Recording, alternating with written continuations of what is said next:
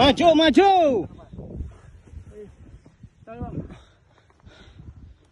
Kenapa bang? Bukan dulu bang. Mas Adam. Aman bang? Aman. Aman ah? Ya. Udah bilang suruh buka sama dia. Udah. Dari buka. Udah lagi dibuka. Buka.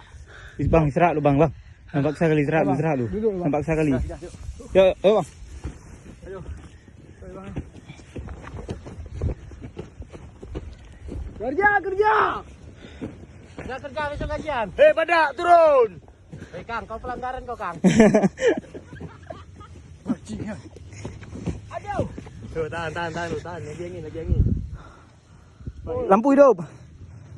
Pelanggaran tuh, pelanggaran.